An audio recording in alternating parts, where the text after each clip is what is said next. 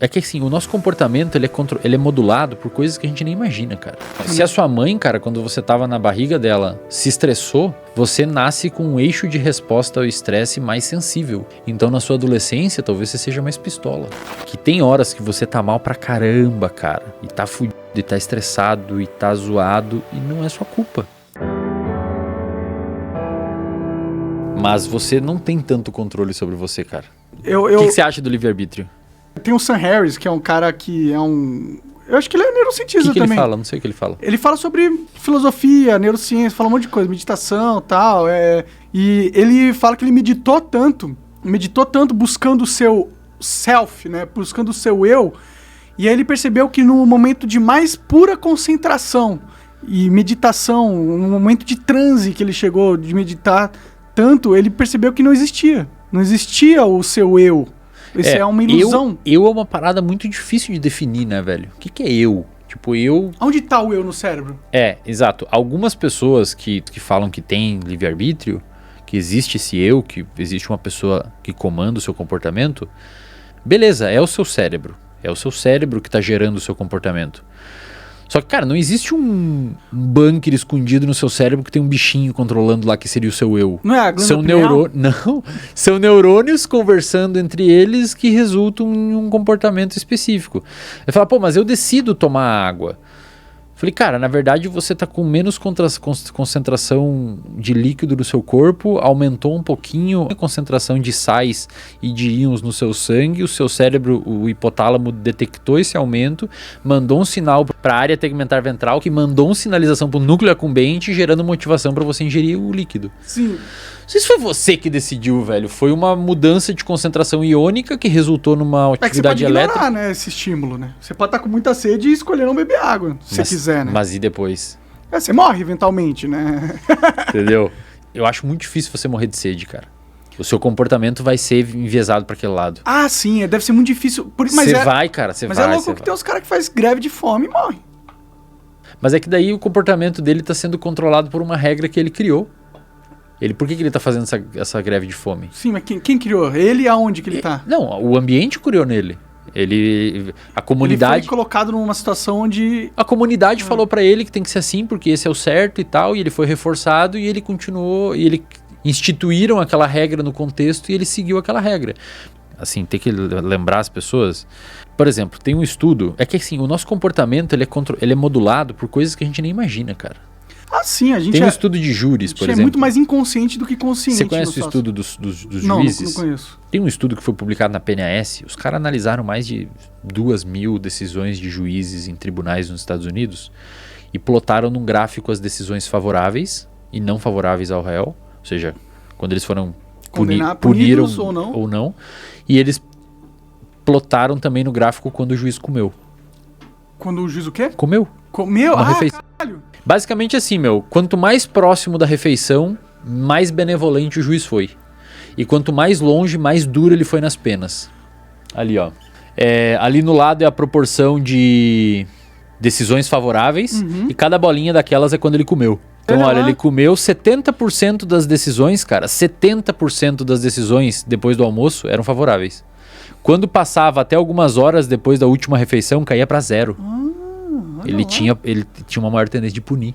Ou seja, ele não tá punindo baseado na lógica da lei e o seu trabalho imparcial. Pensa assim, ó, quando você tá com fome, o seu cérebro ele tem menos energia, porque tem menos glicose ali, portanto você tem menos gasolina para pensar direito. Sim. Recursos escassos no cérebro. Além disso, o seu sistema atencional e motivacional, que envolve dopamina e noradrenalina, ele começa a ser direcionado para comida.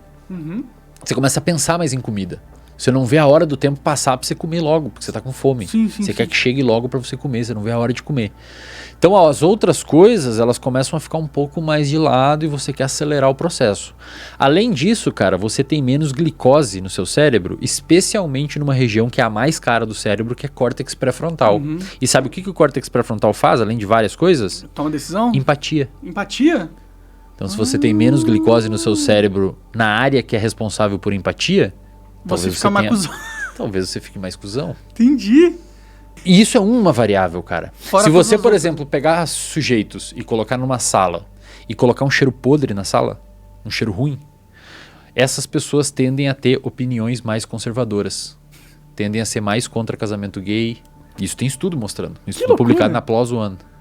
Se você botar um gosto ruim na boca de uma pessoa, essa pessoa tende a julgar a outra pessoa como moralmente mais inadequada em média do que sem o gosto ruim. Nosso cérebro confunde o gosto nojento com uma pessoa nojenta.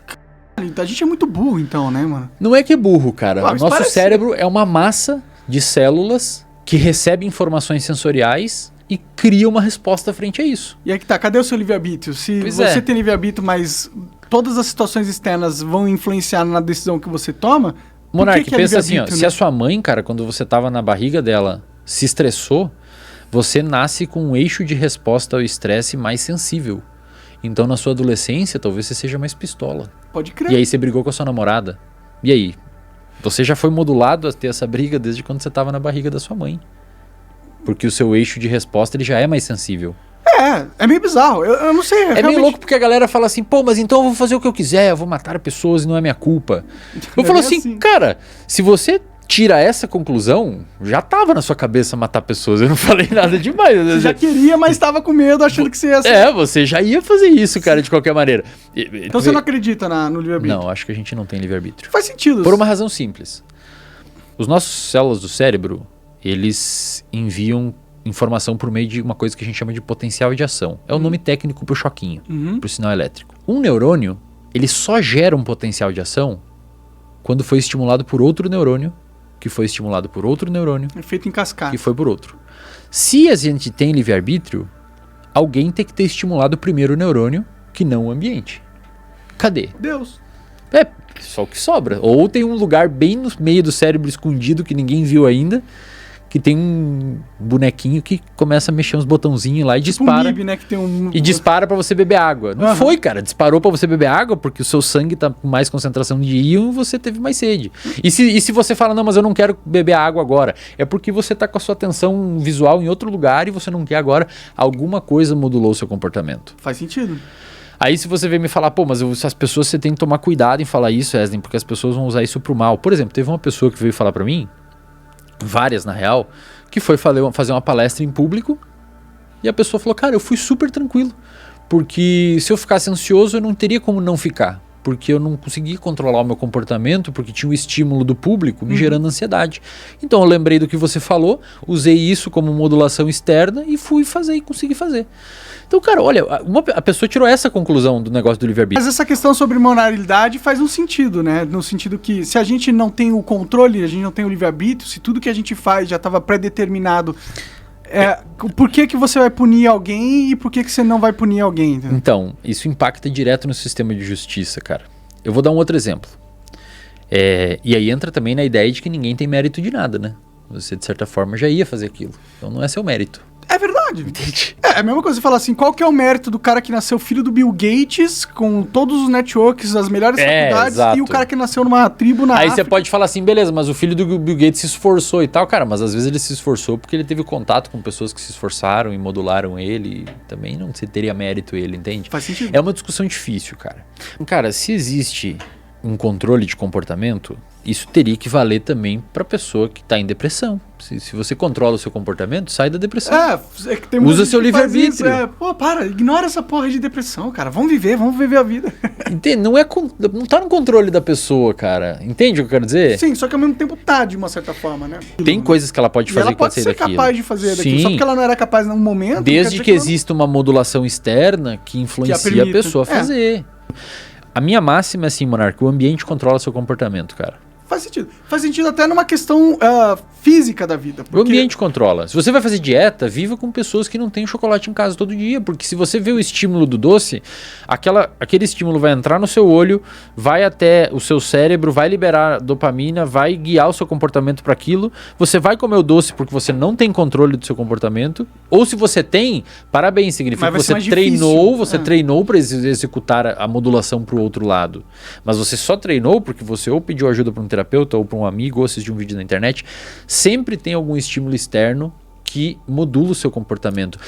Tá ligado a ideia dos neurônios mandar potencial de ação para um neurônio? Uhum. Quem acha que existe livre-arbítrio, me mostre um neurônio que dispara um potencial de ação sem a influência de outro neurônio ou de um hormônio que, em última análise, não foi influenciado pelo ambiente. E aí eu concordo com você que a gente tem livre-arbítrio. Então a vida é meio que um filme. A vida e a gente é o observador. A vida é meio que um conjunto de respostas comportamentais frente ao ambiente que você está. Se você tem privação de sono num dia anterior, você dormiu mal, no outro dia, cara, você vai ter mais propensão a comer porcaria. Sempre acontece comigo. Inclusive. E, velho, você não tem... Mas você não é meio depressivo? É meio depressivo não ter livre-arbítrio, né? Eu não acho, cara. Eu acho, na verdade... normal, não muda nada pra mim. Normal é, se for. Eu não acho normal, entendeu? A galera fica muito preocupada, cara. Usa esse raciocínio pra fazer uma coisa legal. Sim, sim. Por exemplo, a pessoa termina com o namorado. Fica um lixo, fica mal. Porra, usa teu livre-arbítrio então, cara. E pra ficar bem, se você tem livre-arbítrio, fala eu vou ficar bem e fica bem. Do nada, instantaneamente. É que tipo... Você tem que modular o seu comportamento, ir fazendo coisas e as pessoas, se aproximar de pessoas que vão te ajudar.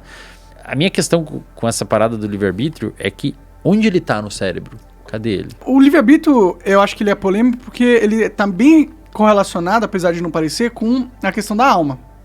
Com a questão de você ser alguém que está no controle da sua vida e as suas decisões importam. Né? A gente precisa sentir isso, porque senão a gente entra no linismo completo e a gente não vai querer fazer nada. Você fala, não quero fazer nada, mas... tudo que eu fizer também não pode ser atribuído a mim por causa de um contexto geral.